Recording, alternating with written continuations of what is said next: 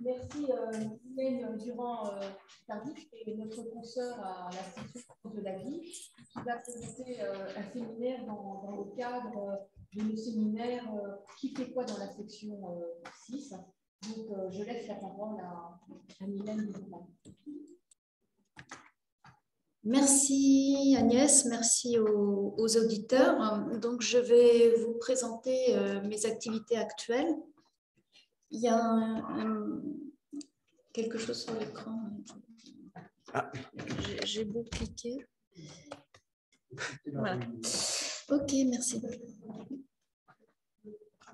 Donc, comme je vous le disais, mes activités au sein du consortium Plantes Alliance, avec le sous-titre « Des plantes au service des agricultures de demain ». En fait, le consortium Plantes Alliance, c'est un consortium pour le partenariat public-privé en matière de biologie végétale. Alors, ce consortium n'arrive pas comme ça de but en blanc. Il y a toute une histoire du partenariat public-privé avant ça. En particulier, l'histoire a commencé en 1999 avec la fondation du groupement d'intérêt scientifique Génoplantes, qui à l'époque était en charge de fédérer les communautés françaises publiques et privées en génomique végétale afin de donner un peu plus de poids à la France, non seulement à la discipline, mais aussi au niveau international, de donner une lisibilité. Ce GIS était composé de 7 membres, les grands instituts de recherche français et puis un certain nombre de semenciers. À l'époque, la société Biogéma qui regroupait entre autres Limagrain et puis Bayer, Crop Science et le semencier Després était aussi représenté par la société Bioplantes. Génoplantes était dédié aux principales espèces cultivées en France, le maïs, le blé, le colza, le tournesol et le pois. Et il y avait aussi quelques programmes dits génériques qui s'intéressaient à des espèces modèles pour découvrir des grands mécanismes biologiques chez les plantes qui pourraient ensuite être transférés aux espèces cultivées. Alors, comme vous le savez, les GIS ont une durée de vie d'une dizaine d'années. À l'issue du GIS Génoplantes, s'est posé la question de... Alors, ce que j'ai oublié de vous dire aussi, c'est que Génoplantes avait une capacité de financement de projet, une force de frappe assez importante. À la création de l'ANR en 2005, le côté financier a été transféré à l'ANR, mais Génoplantes a gardé sa fonction d'expertise, de suivi et d'animation des projets qui était vraiment importante dans la communauté. Donc, suite à ce GIS, s'est créé le GIS Biotechnologie verte de 2010 à 2020. Là ont été introduites de nouvelles notions telles que la bioéconomie, l'exploitation de la biomasse. Il s'agissait aussi de prolonger le partenariat public-privé. Et ce groupement d'intérêt scientifique s'est élargi à 28 membres. Il a bénéficié à l'époque de la mise en place des programmes d'investissement d'avenir et l'ANR a confié au GIS Biotech Verte la mission d'animer, de pratiquer l'animation scientifique pour tous les programmes plantes, biotechnologie, génomique, végétale. Donc, c'est ce qui s'est passé pendant ces 10 années. Et dès 2000, moi, j'ai rejoint le GIS Biotechnologie verte en 2016. Et dès les années 2018, c'est à nouveau posé la question de comment allait perdurer ce partenariat public-privé en biologie végétale. Et c'est là que nous avons consulté tous nos membres et que le consortium Plantes Alliance, qui a vu le jour en 2021, il a donc un peu plus d'1 an maintenant, a pu être créé. Alors, je vais vous parler aussi de toutes les personnes clés qui ont participé au GIS Génoplantes. en particulier Georges Pelletier, Dominique Job et Dominique Laborde, qui sont tous trois dans la section 6 et qui ont vraiment grandement contribué à son succès et à son fonctionnement. Bon, voilà. Et puis, pour ce qui est des autres personnes de l'académie qui ont siégé, François Houillet était président du GIS Biotechnologie Verte. Alors, ce dispositif Plantes Alliance, des plantes au service des agricultures du demain, a l'ambition de soutenir la génétique dans la mise en place de systèmes de culture innovants et agroécologiques. Alors ça, ce sont 3 enjeux qui figurent dans la feuille de route scientifique et qui ont été identifiés par nos membres comme importants pour les agricultures de demain, c'est-à-dire dans le contexte réglementaire actuel, non seulement réduire massivement l'usage des pesticides et autres intrants de synthèse, aussi offrir une meilleure résilience face aux aléas de la météo, mais aussi à l'évolution du climat.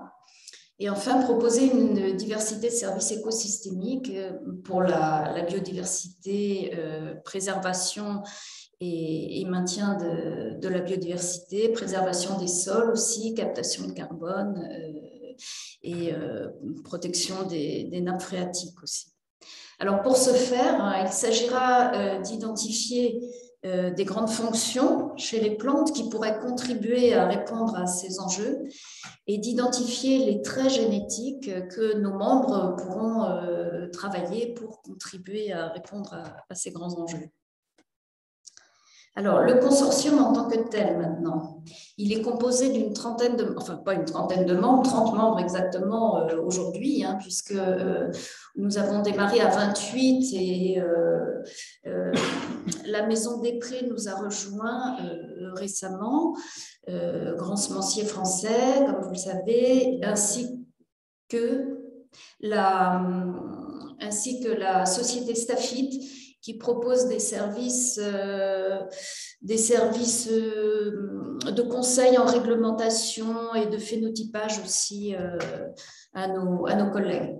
Alors, les membres sont répartis en 3 collèges. Un collège des membres publics avec, comme je vous le disais, les grands instituts de recherche que l'on retrouve ici. Et nous avons aussi sollicité des écoles d'agronomie parce qu'un des maîtres mots du consortium, c'est aussi la formation de jeunes talents et l'attraction des jeunes vers les métiers de l'amélioration des plantes et de la biologie végétale. Donc, AgroParisTech ainsi que l'Institut Agro nous ont rejoints. Institut Agro, comme vous le savez sans doute, qui regroupe les écoles de Dijon, AgroCampus Ouest et Montpellier. Nous avons un collège privé dit filière avec un certain nombre d'instituts techniques. Et là, j'en profite pour signaler que de nouvelles espèces sont maintenant au portefeuille de ce consortium, puisqu'on a l'Institut technique de la pomme de terre, de la betterave, de la vigne. Végenov est un institut technique qui s'occupe d'espèces, essentiellement d'espèces cultivées en Bretagne. Arvalis, bien entendu, est connu de vous tous. Une société de financement, Sophie Protéol, et 2 pôles de compétitivité, Agri-Sud-Ouest Innovation, Végépolis Vallée. Et pour ce qui est du collège des membres privés sociétés, essentiellement des sociétés semencières, comme vous pouvez le voir, avec les grands, les sociétés qui regroupent beaucoup de personnel, Limagrin, KWS France, Syngenta, des sociétés aussi, l'IDEA, qui provient de la fusion de Caussade Semences et de... voilà, j'ai perdu le nom, de toute façon, maintenant, c'est l'IDEA. RAGT, etc. Notez aussi qu'il y a MPIT ADN, une autre société qui nous amène l'espèce chanvre dans le consortium. Mercier, qui sélectionne des cépages de vigne, et une société de biotechnologie, Greencell, qui sélectionne des biostimulants à partir d'algues. Alors, 3 types d'actions sont à mettre dans nos missions. Animer la communauté scientifique publique-privée, ça, nous le faisions déjà au sein du GIS Biotechnologie Verte pour notre cœur de métier. Ce qui est nouveau, par contre, c'est que les membres privés ont tenu à ce que leurs subventions apportées au consortium servent à financer des projets collaboratifs entre eux. Donc, c'est vraiment une initiative de leur part. Donc, chaque année, nous allons lancer un appel à manifestation d'intérêt et sélectionner des projets tournés vers la formation des jeunes, c'est-à-dire des projets de thèse, des projets de postdoctorat ou de master, sur des TRL assez faibles, c'est-à-dire des projets génériques fondamentaux. Et enfin, une autre mission, porter des positions scientifiques collectives, et ça peut prendre un certain nombre de formes différentes avec la rédaction d'articles de positionnement ou voilà, porter des positions au niveau des instances et des décideurs. La gouvernance, rapidement, de ce consortium, une nouveauté aussi, ça je ne l'ai pas signalé, mais c'est que chacun des 30 membres a une voix dans ce consortium. Auparavant, dans le GISBB, il y avait les membres principaux, les gros membres avec une grosse cotisation qui avaient droit de vote et les membres associés qui n'avaient pas le droit de vote, qui profitaient du reste des animations, etc., mais qui n'avaient pas le droit de vote. Maintenant, tout le monde a un vote. L'Assemblée générale donc, se réunit 2 fois par an. Elle regroupe aussi un président qui, pour la formation du GIS, est Mandine Rae, en la personne de Carole Caranta, et 2 vice-présidents issus des 2 autres collèges. Cet AG définit les grandes orientations, les valide, valide aussi la proposition de sélection des projets précompétitifs, valide la ventilation des finances. Les décisions se prennent à majorité qualifiée au sein de chacun des collèges. Voilà, pour que la voix de chacun soit bien entendue. Alors, toutes les décisions de l'Assemblée générale sont préparées par le Conseil d'orientation stratégique qui regroupe 9 membres, 3 représentants de chacun des 3 collèges, dont les 3 présidents et vice-présidents. Donc, le COS prépare tous les dossiers pour l'Assemblée générale et suit les actions de l'équipe opérationnelle. Alors, les décisions sont prises par consensus. Bon, là, au sein de cette assemblée, on est 9, donc c'est encore faisable. Pour ce qui est du directoire opérationnel et de l'équipe opérationnelle, 2 tuteurs, un tuteur public, Peter Rogowski, et un tuteur privé, Antoine Gaillard, de la société Massids, sont des personnes vraiment tout le temps disponibles qui aident l'équipe à prendre des décisions quand il y a un doute, quand les choix sont vraiment très politiques et très sensibles.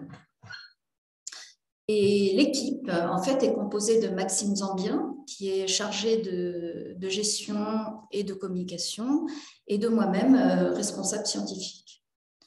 Alors, je vous ai dit, maintenant, le consortium sélectionne et suit des projets financés par le consortium. Donc, les comités de pilotage de chaque projet font aussi partie de cette gouvernance et je siège dans chacun des comités pour chaque projet. Alors, la feuille de route scientifique. Ça, c'est notre Mickey à nœud papillon. Au centre, vous voyez vraiment le cœur de métier du consortium, les sciences du végétal et de l'amélioration des plantes. Et puis, une des injonctions, et à mon avis, une des choses les plus intéressantes à mettre en œuvre dans ce consortium, c'est de mettre en place une certaine transdisciplinarité, au moins une pluridisciplinarité, pour être en mesure de répondre aux enjeux qui vous ont été présentés plus tôt. Car il est bien évident que pour répondre pour que les plantes puissent être résilientes au changement climatique ou pour pouvoir soutenir des cultures avec beaucoup moins de biocides, il va falloir mettre en œuvre tous les leviers. Donc non seulement le levier génétique, mais aussi le levier agronomique, le levier du biocontrôle et de la biostimulation. Nous avons aussi amorcé un dialogue avec les scientifiques de l'alimentation pour avoir une idée de toutes les filières des productions végétales. Et il faudra bien sûr tenir compte aussi maintenant de l'agriculture numérique et des agroéquipements. Donc, je vous présente là la feuille de route scientifique. Donc, l'ouverture à d'autres compétences vers la transdisciplinarité, comme je vous le disais, c'est déjà pratiqué avec les agronomes. Nous avions organisé au sein du GISBV un atelier en mars 2019, suite à quoi s'est constitué un groupe de travail, d'ailleurs sous l'impulsion de Philippe Gatt, qui est notre confrère de la section 1, qui a vraiment été à l'origine de ce groupe de travail paritaire entre agronomes et généticiens, afin d'identifier ces traits à travailler entre agronomes et généticiens pour réussir la transition agroécologique et contribuer à la performance des nouveaux systèmes de culture. Ce groupe a choisi dans un premier temps de travailler sur la gestion des adventices et un document est en cours d'édition qui devrait sortir dans les jours qui viennent. Parallèlement à ça, nous avions fait un premier appel à manifestation d'intérêt vers cette pluridisciplinarité en 2021 et nous réitérons l'essai en 2022 pour stimuler les recherches conjointes. Pour ce qui est des coopérations avec le biocontrôle, là encore, un atelier a été organisé au sein du GISBV pour préparer cette pluridisciplinarité. Atelier qui a eu lieu en octobre 2019, suite à quoi 2 groupes de travail se sont constitués, un sur la protection des semences et un sur l'utilisation du microbiote pour contribuer à la protection des plantes. Alors, ces groupes ont travaillé un peu différemment, c'est-à-dire qu'ils ont identifié les priorités de recherche sur la thématique qui les concerne et ils nous ont servi de socle pour rédiger un appel à manifestation d'intérêt commun avec le consortium Biocontrôle qui est actuellement en vigueur. Voilà. Et pour ce qui concerne de nos relations avec les scientifiques de l'alimentation, un atelier a eu lieu là en avril dernier, il y a à peu près un an. D'ailleurs, à peu près à la même époque, l'Académie organisait aussi une séance sur les protéines végétales, mais nous avions, enfin je l'ai su trop tard, quoi. On était engagés, et, bon, ce n'était pas exactement les mêmes objectifs non plus. Un atelier donc, qui s'intitulait « Protéines végétales pour la santé des consommateurs et des systèmes de production », co-organisé avec les instituts Carnot, Plante Tout Pro et Canimont. Là encore, un position paper est en cours de rédaction qui fera état des priorités de recherche et de la nécessité de dialoguer entre les différentes disciplines. Alors, notre cœur de métier, là, je ne vais rien vous apprendre, je pense. Il tourne autour des gènes, des génomes, de la biologie fondamentale, avec le déterminisme génétique des caractères, le déterminisme épigénétique aussi, l'étude des pangénomes et des métagénomes, l'étude de la variabilité de différentes entités génétiques comme les lignées, mais aussi les populations, les espèces apparentées. Pour ce qui est de l'amélioration des plantes, des efforts doivent être faits en matière de techniques de présélection pour incorporer des ressources génétiques dans les lignées sélectionnées. Des efforts aussi pour la maîtrise de la reproduction et de la recombinaison, la base des croisements et de l'incorporation des caractères, la biologie translationnelle, peut-être en s'appuyant sur l'édition des génomes, parce que l'édition des génomes, c'est vraiment quelque chose que tous les membres souhaitent maintenir, au moins pour l'instant au niveau de la recherche. Et bien sûr, des efforts aussi en sélection génomique qui incluraient maintenant les variants structuraux. et les variants d'épistasie. Un autre point très important qui est l'étude de la plante dans son environnement, avec des possibilités de recherche concernant tout ce qui est phénotypage, caractérisation des milieux, développement de capteurs, phénotypage moléculaire aussi. Bon, maintenant que j'ai dressé les grandes orientations de ce consortium, je vais vous parler de quelques réalisations qui ont eu lieu en 2021 et les orientations qui sont prises. Alors, je vous ai dit qu'on avait lancé un appel à manifestation d'intérêt en 2021 et un des projets sélectionnés devait concerner notre cœur de métier. Donc, c'est le projet Eden qui a été sélectionné, qui est porté par Patrice Tisse de l'unité AGAP de Montpellier. Et ce projet s'adresse à la vigne.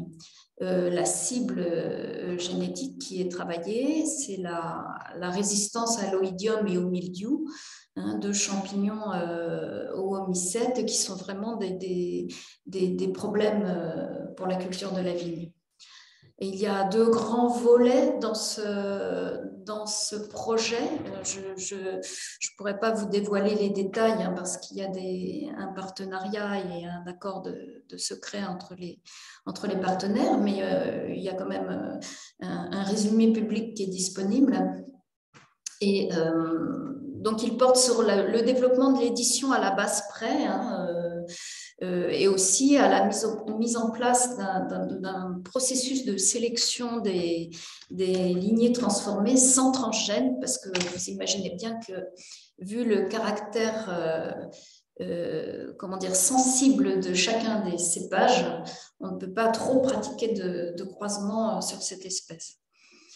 Alors, il s'agira d'une part de tenter une mutation dans un allèle de sensibilité à ces pathogènes pour voir si cette mutation, en inactivant le gène de sensibilité, pourrait rendre les variétés résistantes, ou de phénocopier des allèles qui ont été identifiés au sein d'une espèce sauvage apparentée dans des gènes dits NBS-LRR, c'est-à-dire des gènes qui sont la majorité des gènes de résistance aux pathogènes chez les plantes. Donc, reproduire à la base près des mutations qui semblent conférer des résistances à ces maladies. Et enfin, un deuxième volet plus technique sera de développer la régénération via la néosynthèse de méristème, car actuellement, l'embryogénèse somatique régénère des plantes à partir d'une seule couche cellulaire. Or, la vigne est la plupart du temps chimérique, et cette régénération à partir de néosynthèse de méristème permettrait de conserver le caractère chimérique de la vigne. Donc ça, c'était le projet Cœur de métier. Et comme je vous le disais, il y a eu un projet aussi de tentative de coopération entre agronomes et généticiens. Et là, c'est le projet Soyadapt qui a été identifié, porté par Julia Butinck d'Angers, et qui s'intéresse en fait à la tolérance au froid. Alors, pourquoi la tolérance au froid? Parce que, en fait, si on veut promouvoir la culture du soja en France, il faut décaler la culture du soja de manière à ce qu'il ne subisse pas un stress sécheresse de fin de cycle. Et pour ce faire, décaler les semis de manière plus précoce. Et qui dit décaler les semis de manière plus précoce dit rechercher des variétés qui seront tolérantes au froid. Voilà, donc la stratégie qui va être adoptée, c'est la création d'une population de mutants, une population de mutants aléatoires, comme on sait en faire en amélioration des plantes, avec le criblage d'un certain nombre de gènes candidats pour la vigueur des plantules et pour la tolérance au froid assez précoce. Alors, non, je vais en arrière, là je ne veux pas venir en arrière, voilà. nous n'étions pas totalement satisfaits de cette tentative d'approche de la transdisciplinarité parce qu'en fait, on se retrouve avec des partenaires de ce projet SoyAdapt qui utilisent un caractère à visée agronomique, mais qui ne fait pas participer vraiment des agronomes et des généticiens dans le même projet. Donc, c'est pourquoi nous, les membres, ont souhaité réitérer cet appel à coopération entre agronomes et généticiens, mais cette fois-ci en forçant une équipe d'agronomes et une équipe de généticiens. Donc, l'appel d'offres est en cours, là. Et les membres privés aussi pour participer de manière plus active à l'élaboration des projets, hein, qui est quand même tourné vers les laboratoires publics. On souhaitait organiser un webinaire au sein duquel ils ont pu présenter leurs attentes. Qu'est-ce que les membres privés de Plante Alliance attendent de cette coopération entre agronomes et généticiens? Et ce webinaire a eu lieu le 14 janvier dernier, là, et je pense que ce sera une façon de faire à réitérer une sorte comment dire, pas de speed dating, mais de mise en commun des désirs de chacun. Sans que ce webinaire, la participation à ce webinaire, je veux dire, n'était pas requise pour la réponse à l'appel d'offres. Et puis, je vous le disais, on a aussi en ce moment en cours un appel d'offres co-organisé avec le consortium Biocontrôle. Pour ce qui est des animations scientifiques, on a déjà parlé de l'atelier protéines végétales qui a eu lieu en avril. Nos membres ont aussi souhaité un cycle d'animation sur la réponse aux paramètres du climat. Et ce cycle va commencer prochainement, là, le 9 mars prochain, avec un exposé introductif sur la résilience des plantes face aux variations de l'environnement. Qu'est-ce que la résilience chez les plantes et comment peut-on sélectionner pour cette résilience? Et ensuite, est planifié aussi en 2022, le 7 avril, une journée sur l'étude de la réponse à la température basse et haute. S'en suivront probablement en 2023 ou fin 2022, une journée sur la réponse au CO2 et sur la disponibilité en eau. La réponse à la disponibilité en eau, pardon. Et les membres ont aussi plusieurs fois émis le mot-clé de maladies émergentes. Apparemment, les ravageurs dans les cultures, suite à l'évolution du climat, sont un vrai problème pour les cultures en ce moment. Donc, nous sommes en train aussi de préparer un cycle d'animation sur la réponse aux maladies et aux ravageurs. Et nous allons proposer dès demain en comité d'orientation stratégique, les 3 items suivants. Une journée surveillance et détection et prévision des maladies, une journée cœur de métier sur les mécanismes de résistance et d'immunité. Enfin, une journée sur la durabilité de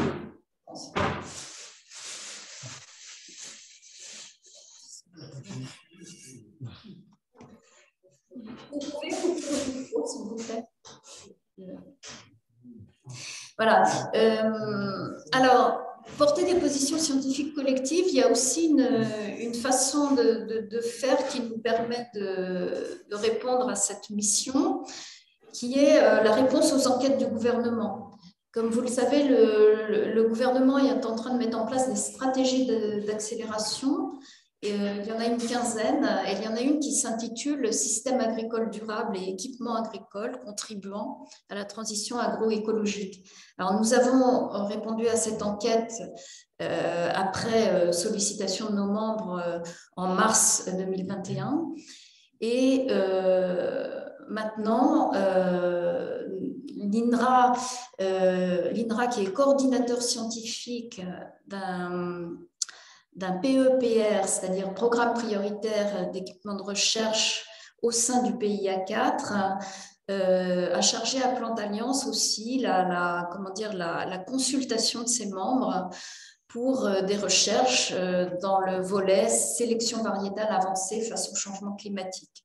Ce PEPR sera doté de 30 millions d'euros. Donc, nous avons recueilli les attentes des membres et et porter une synthèse auprès du coordinateur INRAE. Et puis, comme j'en ai déjà parlé, la rédaction en cours de 2 livres blancs sur la gestion des adventices et la promotion des protéines végétales. Bon, j'en ai presque terminé et bien entendu, pendant cette année, nous nous sommes dotés d'une identité visuelle, comme vous pouvez le voir, une courte vidéo d'1 minute 30 expliquant nos activités sera bientôt disponible sur notre site internet. Il existe aussi une lettre d'information, donc vous pouvez vous y abonner. Et la stratégie de communication globale du consortium est en cours d'élaboration. Nous avons aussi créé une collection éditoriale, car auparavant, au sein du JSBV, toutes les publications qui étaient faites étaient volatiles, c'est-à-dire qu'elles étaient éditées sur papier et disponibles un temps sur le site internet, mais une fois le JIS terminé, on a dû les récupérer et les mettre en archive disponible avec le lien qui vous est présenté ici. Et enfin, on a mis en place aussi un espace collaboratif de travail pour la rédaction d'articles à une vingtaine de collaborateurs en même temps. C'est plus pratique. Voilà, donc j'en arrive à ma conclusion. Je souhaitais mettre en avant 3 points. D'une part, la coopération publique-privée, j'y crois. C'est vraiment un moyen indispensable et hyper intéressant d'optimiser et d'aller tous dans le même sens, de répondre à des enjeux, chacun avec ses spécificités, mais d'aller dans le même sens, de contribuer aux innovations. Et vous l'avez vu, c'est une aventure solide puisque nous sommes les héritiers de Génoplante et du JSBV. Je voulais signaler aussi qu'au sein du consortium Plante Alliance, on fait preuve d'une optimisation exceptionnelle de ressources, puisque d'une équipe de 7, nous sommes passés à 2. Alors, bien entendu, INRAE nous appuie pour la gestion financière et l'appui juridique, mais néanmoins, voilà, on est très heureux, mais très occupés aussi. Bon, j'avoue que 2 personnes, ça me semble un peu risqué quand même. On compte l'une sur l'autre, mais il ne peut rien nous arriver. Et oui, donc je vous en ai déjà parlé un peu plus tôt. Pour ce qui me concerne, le défi majeur, c'est vraiment la construction de la transdisciplinarité, arriver à casser les silos, à faire travailler tous les scientifiques ensemble pour pouvoir répondre aux enjeux qui ont été identifiés un peu plus tôt. Et voilà, je vous remercie pour votre attention. Très bien. Merci, Mélanie.